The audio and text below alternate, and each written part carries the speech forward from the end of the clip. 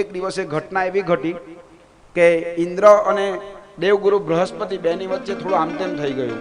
એટલે ગુરુએ કહ્યું કે ગુરુનું અપમાન થાય પછી ગાદી જોઈતી જ નથી મને. એટલે બૃહસ્પતિએ ગાદીનો ત્યાગ કર્યો. ગુરુ ગાદી ખાલી પડી. હવે ગુરુ વગર તો આ ચાલે કેવી રીતના તંત્ર? વિચાર કર્યો ત્યારે એ ત્વષ્ટાની પાસે આવ્યા અને કહ્યું કે તમારો દીકરો વિશ્વરૂપ છે, બહુ વિદ્વાન છે, એને બૃહસ્પતિની ગાદી પર બેસાડીએ તો? ઠીક છે, લઈ જાઓ, બેસાડો. વિશ્વરૂપ પોતે એ બૃહસ્પતિની ગાદી ઉપર બેઠા અને દેવોના ગુરુ તરીકે એ સ્થાનને શોભાયમાન કર્યું.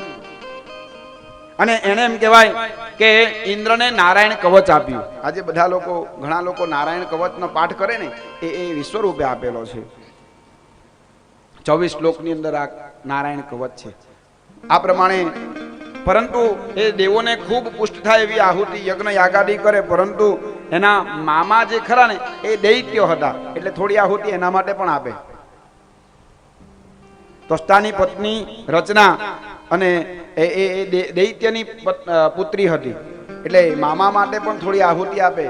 ઇન્દ્રને ખબર પડી કે આ તો દૈત્યના માટે પણ આહુતિ આપી છે, એટલે ઇન્દ્ર કોપાયમાન થયો અને એને એમ કહેવાય કે ખડક વડે એનું મસ્તક વિશ્વરૂપનું કાપી નાખ્યું, વિશ્વરૂપને મારી નાખ્યું. વિશ્વરૂપ મર્યો એટલે ત્વષ્ટા ખૂબ ક્રોધિત થયા અને ત્વષ્ટાએ પોતે યજ્ઞ દ્વારા એમ કહેવાય કે વૃત્રાસુરને ઉત્પન્ન કર્યો.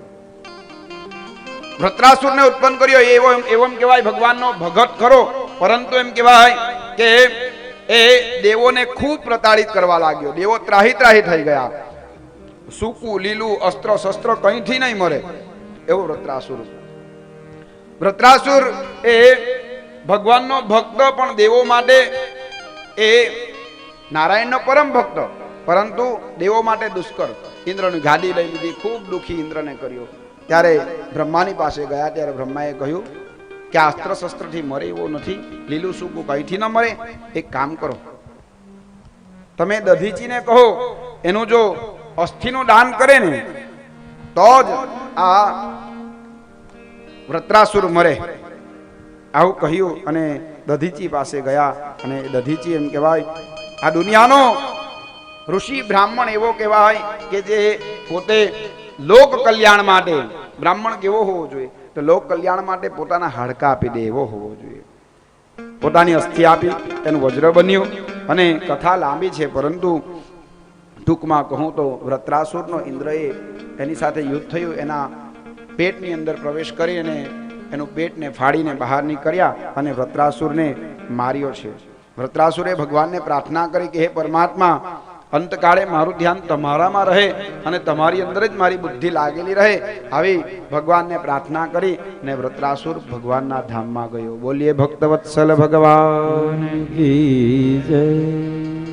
આમ જે બ્રહ્મહત્યા લાગી હતી એ બ્રહ્મહત્યાને ઇન્દ્રએ 4 જગ્યાએ વહેંચી.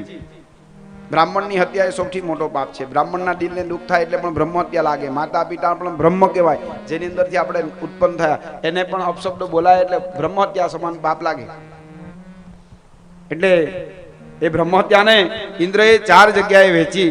સ્ત્રીઓ જે ઋતુમતી થાય એમાં વહેંચી, એક પૃથ્વીના ઉબડ ખાબડ ખાડામાં વહેંચી, અને ત્રીજી ઝાડના ગુંદરની અંદર, અને ચોથી સમુદ્રના ફીણની અંદર વહેંચી. આમ 4 જગ્યાએ એને વહેંચી દીધી. સુખદેવજી પરીક્ષિતને કહેવા લાગ્યા કે પરમાત્માના ઉપાસકો ઘણા બધા છે. કોઈ પરમાત્માને કામથી ભજે, ગોપિકાઓએ ભગવાનની એવી રીતના ભક્તિ કરી.